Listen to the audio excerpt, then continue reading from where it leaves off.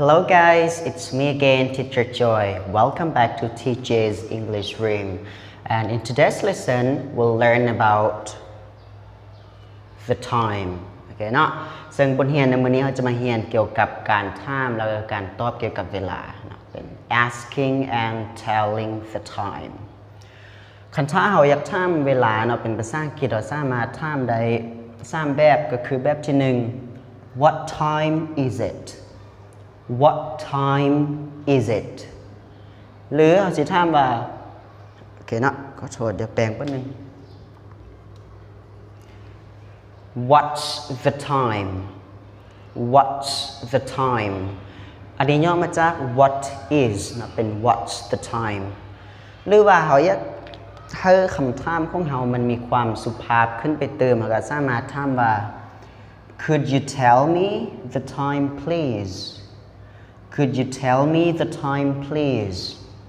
Could you tell me the time please นะบางทีเราอาจจะถามผู้ที่ใหญ่กว่าเราอาจจะถามผู้ที่อาวุโสนะครับก็ต้องได้ถามแบบสุภาพนิดนึงแต่ถ้าว่าถามแบบทั่วๆไปก็สามารถ What time is it หรือว่า What's the time วันนี้เวลาตอบเขาจะขึ้นต้นด้วย it's ย่อมาจาก it is เนาะ it's แล้วก็ตามด้วยเวลาซึ่งการตอบหรือว่าการบอกเวลาจะมีอยู่2แบบก็คือแบบที่1จะเป็นแบบ formal โอเค formal ก็คือแบบที่เป็นทางการแบบที่2จะเป็น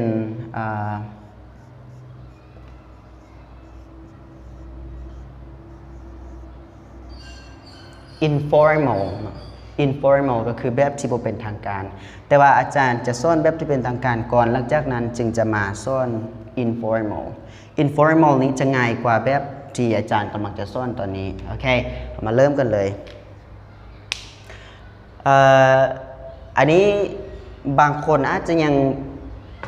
เบิ่งโมงที่เป็นโมงเข้มบ่เป็นเชื่อเนาะคันถ้าบ่เป็นก็ต้องได้ไปเรียนเต็มฮะแล้วโมงเนาะมันจะมีอยู่3เข้มเนาะส่วนหลายอันนี้จะเป็นเข้มเวโตสั้นนี่จะเป็นเข้มชั่วโมงเขาเรียกว่า hour hand แล้วอันนี้จะเป็นเข้มนาทีเขาเรียกว่า minute hand นะซึ่งเมื่อเราก็ตามสมมติว่าเบิ่งเข้มชั่วโมงเนาะมันอยู่กับเหล็กซ่องในบริเวณเหล็กซ่องแล้วเข้มนาทีอยู่สื่อกับเลข12ก็หมายความว่าจะเป็นช่วงโมงตรงเนาะเมื่อใดก็ตามที่เข้มนาทีเนาะสื่อกับเลข12มันจะเป็นชั่วโมงตรงตัวอย่างอันนี้ช่วงโมงตรงเนาะเขาก็ว่า it's ช่วงโมงกับ 2 o'clock it's 2 o'clock คำว่า o'clock เขาจะใช้เฉพาะเวลาที่มันเป็นชั่วโมงตรงเนาะบ่มีหยังแล้วก็บ่มีปลายเนาะ it's 2 o'clock โอเควันนี้เข้มชั่วโมงมาฮอดเลข3เข้มนาทีฮอดเลข12กับ3โมงตรงเขาก็ว่า it's 3 o'clock it's 3 o'clock แต่ถ้าว่ามันบ่แม่นชั่วโมงตรงตัวอย่างเนาะเข้มชั่วโมงนี้ยังอยู่ภายใต้เลข3เนาะแล้วเข้มนาทีมันหมุนมาฮอดเลข1เนาะเลข1ก็แสดงว่า5นาทีเนาะ1 2 3 4 5แสดงว่า3โมงไป5ภาษาลาวเนาะเวลาเขาบอกชั่วโมงเวลาเขาบอกโมงจะเอาชั่วโมงขึ้นก่อนและตามด้วยนาทีแต่ว่าในการบอกเวลาแบบ formal แบบเป็นทางการเขาจะเอานาทีขึ้นก่อนโอเค it's ตามด้วยนาที5นาที it's 5 past อย่าง3เนาะ3โมงไปก็ it's 5 past 3ก็คือเวลาแปลกับลังเนาะ3โมงไป5โอเคบัดนี้คันถ้าว่าเข้มนาทีมันมุ่นมาฮอดเลข2ก็แสดงว่า3โมงไป10นะก็บอกว่า it's 10 past 3นะต่อไปสมมุติว่า4โมงเนาะสมมุติว่าอันนี้จะเป็น4โมงไป5 4โมงไป10บัดนี้4โมงไป15ปกติภาษาอังกฤษเราจะว่า15เนาะแต่ในการบอกเวลาแบบ formal เขาจะบ่ใส่เลข15 เราจะใช้คำว่า a quarter a quarter ถ้าเป็นสำเนียงอังกฤษก็จะอ่านว่า a quarter a quarter แต่อเมริกานะ a quarter quarter ส่วนคำว่าเขาสามารถเบาหรือว่าตัดออกก็ได้เนาะโอเคทุกๆครั้งที่ไป15คันถ้าเขาบอกแบบ formal เขาจะใช้คำว่า it's a quarter past 4อันนี้4โมงไป15เนาะ it's a quarter past 4บัดนี้ก็ถ้าว่าเข้มมันมาฮอดเลข4นะก็แสดงว่า4โมงปลายสาวเนาะ4โมงปลายสาวก็ it's เอานาทีขึ้นก่อนเอาสาวขึ้นก่อน it's 20 past 4 it's 20 past 4 4โมงปลายสาวก็ถ้าว่าเข้มนาทีมาฮอดเลข5ก็แสดงว่า4โมงปลายสาว5โอเคสาว5ขึ้นก่อน it's 25 past 4 it's 25 past 4แล้วคันถ้าว่าเข้มนาทีเนาะมาฮอดเลข6ก็แสดงว่าจะเป็น4โมงครึ่งเนาะคำว่าครึ่งภาษาอังกฤษได้แก่คำว่า half นะปกติจะแม่น30นาทีเนาะก็คือภาษาลาวส่วนหลายเขาจะว่าแต่ถ้าว่า4โมง30เขาก็จะว่า4โมงครึ่งไปเลยคำว่าครึ่งภาษาอังกฤษก็คือคำว่า half โอเค6โมงครึ่งก็ it's half past 4 4โมงครึ่งเนาะ it's half past 4โอเค4โมงครึ่งสังเกตว่าถ้าว่าเข้มนาทีเนาะอยู่ระหว่างฝักนี้โอเคถ้าว่าเขาแบ่งครึ่งเนาะถ้าว่าเข้มนาทีอยู่ในฝักนี้เขาจะใช้คำว่า past past ถ้าแปลเป็นภาษาลาวก็แปลว่าปลายส่วน to ก็ถ้าแปลภาษาลาวตอนนี้จะแปลว่าหยัง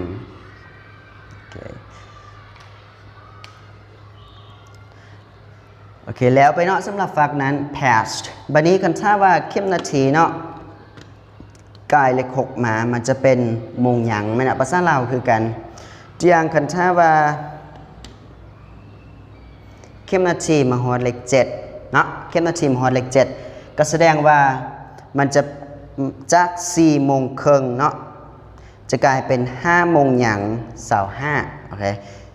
5 10 15 25โอเคจะกลายเป็น5โมงหยัง25คือเก่าเนาะเอานาทีขึ้นก่อน it's 25 to 5 okay. it's 25 to 5 ก็คือ5โมงหยัง25แล้วถ้าว่าเข้มนาทีฮอดเลข8ก็แสดงว่าจะเป็น5โมงหยังสาวเอาก็ว่า it's 20 to 5 it's 20 to 5แล้วถ้าว่าเข้มนาทีมาฮอดเลข9ก็แสดงว่ามันจะเป็น5โมงหยัง15คือเก่าเนาะคำว่า15ก็ถ้าเขาบอกไป formal เขาจะใช้คำว่า a quarter เนาะ a quarter จะกลายเป็น it's a quarter to 5 it's a quarter to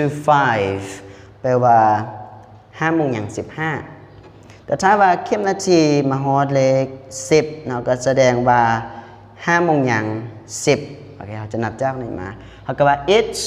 10 to 5 it's 10 to 5หมายความว่า5โมงหยัง10ถ้าว่าเข้มนาทีมาฮอดเลข11ก็เนี่ยก็จะเป็น5โมงหยัง5โอเค5โมงหยัง5 it's 5 to 5 it's 5 to 5อันนี้จะเป็นนาทีอันนี้จะเป็นชั่วโมงเนาะ5โมงหยัง5แล้วถ้าว่าเข้มนาทีมาตรงกับเลข12ก็คือจะเป็น5โมงตรงครับว่า it's 5 o'clock วันนี้จะเอาชั่วโมงซะเลยเนาะ it's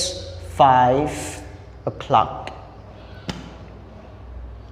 โอเคเอาไปนี้อาจารย์จะมุ่นเข้มให้แล้วให้แต่ละคนลองเบาเบิงนะ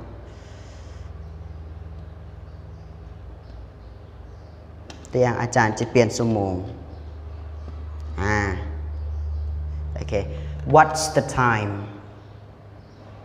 ให้หยุดวิดีโอก่อนหยุดวิดีโอแล้วก็ลองคิดแล้วก็เบาเนาะ what's the time อันนี้จะเป็น it's 6 o'clock 6 โมงตรงนะโอเค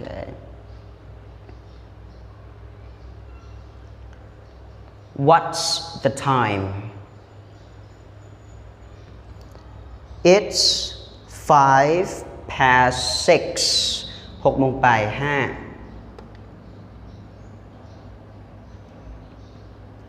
what's the time it's 10 past 6 what's the time it's quarter past 6 หรือ it's a quarter past 6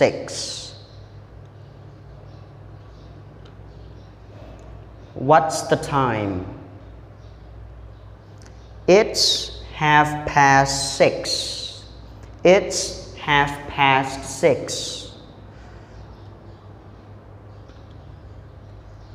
what's the time it's a quarter to 7อันนี้จะเป็น7 โมงอย่าง15 it's a quarter to 7 what's the time it's 10 to 7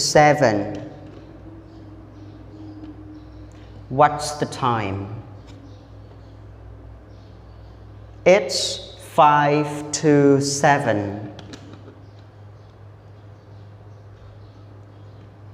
what's the time it's 7 o'clock okay very good แล้วถ้าว่ามันกลายมา2 ขีดก็กลายก็จะแมน7 โมงไป2 นาทีก็ว่าเลข2เนาะก็ it's 2 past 7 7 โมงไป2ก็ถ้าว่ากลายเลข1มา1 ขีดก็คือ7 โมงไป6 it's 6 past 7เลือกกายเลข3มา1 ขีดก็จะแมน7 โมงไป16ก็ว่า it's 16 past 7แล้วสำหรับโมงยังคือการสมมติว่ากายเลข6มา1 ขีดก็จะเท่ากับตัวอย่างตามนี้เนาะจะเป็น8 โมงยัง29นะก็ว่า it's 29 to 8บัดนี้ฮอตเลขเก้าจะเป็น8 โมงยัง15ก็ถ้าว่ากายเลขเก้ามา1 ขีดก็จะเป็น8 โมงยัง14เขาก็บอกว่า it's 14 to 9 or went to 8 it's 14 to 8แปลว่า8 โมงยัง14โอเคเนาะถือว่าแล้วไปสำหรับการบอกเวลาแบบ formal ต่อไปอาจารย์จะสอนการบอกเวลาแบบ informal โอเคเนาะวันนี้จะมาเบิ่งการบอกเวลาแบบง่ายดายเนาะ simple way to tell the time หรือว่า informal way to tell the time โอเคซึ่งอาจารย์จะลึกออกมาเนาะแล้วการบอกเวลาแบบนี้จะบ่มีคำว่า past หรือว่า to จะคล้ายคือกับการบอกเวลาลาวเลยก็คือการบอกเวลาแบบภาษาลาวจะเอาชั่วโมงขึ้นก่อนแล้วตามด้วยนาทีเนาะและทีนี้ภาษาอังกฤษคือกันแต่ว่าสำหรับชั่วโมงยังคือเก่าเนาะโอเคคันถ้าว่าเป็นแบบนี้ก็จะว่า8 โมงตรงแม่ก็ว่า it's 8 o'clock ไปเลยแต่ถ้าว่า8 โมงไป5แบบก่อนหน้าเนาะแบบ informal จะเอานาทีขึ้นก่อนแต่ว่าแบบ informal หรือแบบง่ายดายนี้จะเอาชั่วโมงตามตัวนาทีก็คือ it's 8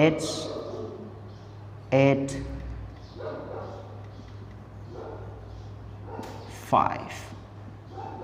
ก็คือเอาตัวเลขไปเลยเวลา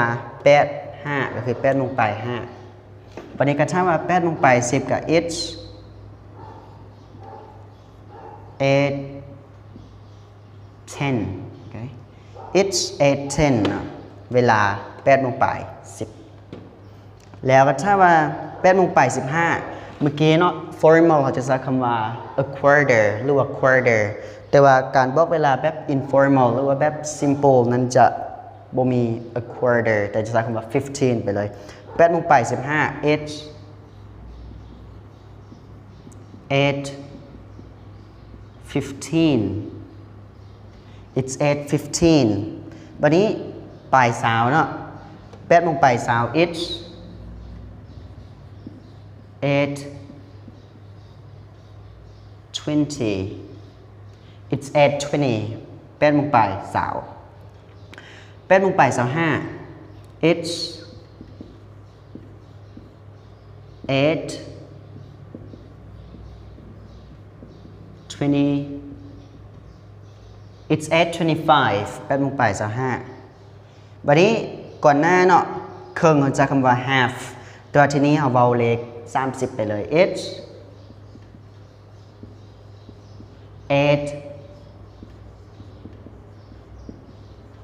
8:30 it's 8:30 8:30 8 โมง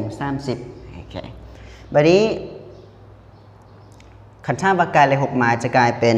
นะเมื่อกี้จะเป็น8 โมง 30แบบนี้เนาะ it's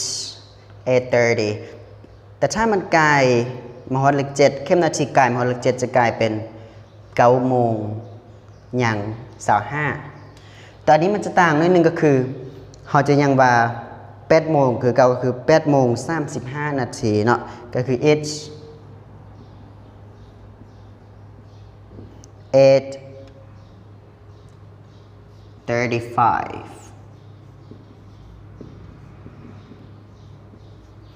it's 8:35 ก็คือเว้าไปตามตัวเลย8ไป35บัดนี้ก็คือจะเป็น8 โมง 45โอเคนะ8 โมง 45 it's 8:45 กระช่างมาฮอดเลข8ก็จะเป็น8 โมง 40นะ it's 8:40 it's 8:40 กระช่างมาฮอดเลข10ก็จะเป็น8 โมง 50 it's 8:50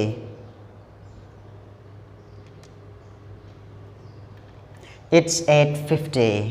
ก็ถ้าว่ามาฮอดเลข11ก็แสดงว่า8 โมง 55 it's sorry it's 8:55 it's 8:55 เห็นบ่เนาะการบอกแบบ informal นี่จะง่ายที่สุดเลยบ่ต้องคิดไม่ยังไล่เว้าไปตามตัวเลขบ่มี past บ่มี to แล้วก็บ่มีหยังเนาะแล้วก็ส่วนหลายเนาะในชีวิตประจำวันอาจจะแม่น85ถึง 90% เขาเจ้าจะเว้าแบบนี้เนาะแบบง่ายดายโอเคแต่ว่าแบบตัว11กับฮักไซคือกันแต่ว่าจะบ่หลายปานใดสุดหลายอาจจะใส่ในที่เป็นทางการนิดนึงเนาะแต่ว่าถ้าเป็นการชีวิตใช้ชีวิตแบบทั่วๆไปอาจจะใช้แบบตัวที่2โอเคก็ถือว่าหมดไปเนาะสำหรับการบอกเวลาต่อไปอาจารย์จะมาสอนเกี่ยวกับการถามว่าเจ้าเฮ็ดสิ่งนี้หรือว่าเฮ็ดสิ่งนั้นจักโมงหรือว่าตอนจักโมงโอเคเฮามาเบิ่งกันเลยซึ่งนี้จะเป็นคำถามเนาะโอเคเราสามารถถามว่า when do you ตามด้วยการกระทำหรือว่า what time do you ตามด้วยการกระทำแต่อย่าง what time do you when do you get up when do you get up แปลว่าเจ้าตื่นนอนจักโมงแล้ว what time do you get up เจ้าตื่นนอนจากโมงแต่ถ้าเราถามคำว่า when บางครั้งในการตอบอาจจะบ่จำเป็นต้องตอบเป็นชั่วโมงก็ได้บางทีเราสิว่า I get up in the morning I get up in the afternoon ค่อยตื่นนอนตอนเช้าค่อยตื่นนอนตอนช่วยแต่ถ้าเป็น what time do you get up ก็คือเราต้องตอบเป็นเวลาอย่างเดียวเนาะอย่าง what time do you get up verb รูปการกระทำก็คือคำว่า get up ตื่นนอนนะก็บอกว่า I get up ค่อยตื่นนอน at สังเกตว่ามันจะมีคำว่า at เข้ามาห่วมในประโยคเนาะเวลามีการกระทำจะต้องมี at I get up at 6 o'clock I get up at 6 o'clock แปลว่าค่อยตื่นนอนเวลา6 โมงตรงนะเรือเขาจะเปลี่ยนWhat time do you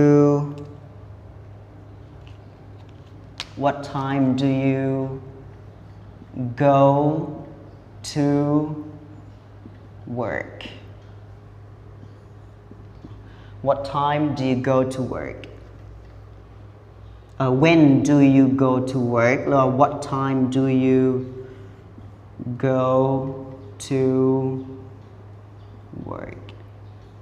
คือเก่าเนาะคันถ้าเซเว่นบางทีอาจจะตอบเป็นส่วงของมือคันถ้าจะถามว่า When do you go to work เขาสามารถว่า I go to work in the morning I go to work in the afternoon or I go to work in the evening แล้วบางครั้งมันจะตอบเป็นโมงก็ได้แต่ถ้าเขาจะถามว่า What time do you go to work ต้องตอบเป็นเวลาอย่างเดียว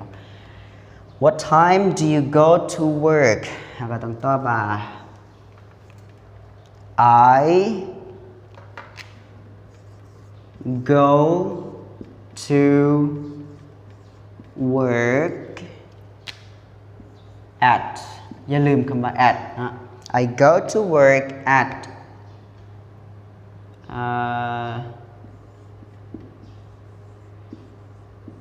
8:30 I go to work at 8:30 หมายความว่าค่อยไปเวียกเวลา8 โมงครึ่งก็ถ้าเราบ่อยากเบาว่า 8:30 เราสิเบาเนี่ยได้เอาแบบที่เป็นลึกไปแล้วเนาะแบบที่เป็นทางการหรือแบบทำเอ็ดอันนี้จะเป็นแบบที่2แบบง่ายได้เนาะ 8:30 ลองคิดเบิ่งนั่นแล้วเนาะเราต้องว่า I go to work at 8:30 I go to work at 8:30 หรือว่า at 8:30 alright ถือว่าหมดไปนะสำหรับบทเรียนเกี่ยวกับการถามและก็การตอบเกี่ยวกับเวลาทั้งสองแบบในภาษาอังกฤษคันถ้าว่ามีบอลได้ที่ยังบ่ชัดเจนมีบอลได้ที่ยังบ่เข้าใจก็สามารถคอมเมนต์ถามกันได้เนาะแล้วคันถ้าว่ามักวิดีโอนี้และคิดว่าวิดีโอนี้เป็นประโยชน์ก็อย่าลืมกดไลค์กดแชร์ให้อาจารย์นะคันถ้าเพื่อเป็นกำลังใจให้อาจารย์ได้และแกคันถ้าว่ากำลังเบิ่งอยู่ใน YouTube ก็อย่าลืมคันถ้ายังบ่เป็น Subscriber ของอาจารย์นะก็อย่าลืมกด Subscribe แล้วก็กดกระดิ่งพร้อมเพื่อที่มันจะแจ้งเตือนเราทุกๆครั้งเวลาที่อาจารย์อัปโหลดวิดีโอใหม่โอเคเนาะขอบใจหลายๆเนาะที่เบิ่งวิดีโอนี้จนจบแล้วก็พบกันใหม่ในวิดีโอหน้าสำหรับมื้อนี้บ๊ายบาย